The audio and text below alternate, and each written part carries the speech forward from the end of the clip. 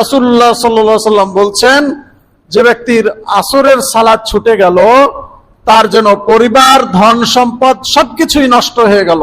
নাউজুবিল্লাহ। যদি কারো আসরের সালাত ছুটে যায় তাহলে তার সব আমল ধ্বংস হয়ে গেল।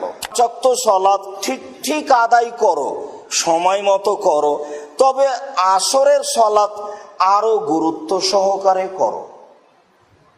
আসরের সালাত তোমাকে ঠিক সময়ে গুরুত্ব সহকারে আদায় করতে হবে, তা আমার পক্ষ থেকে জোরালো আদেশ।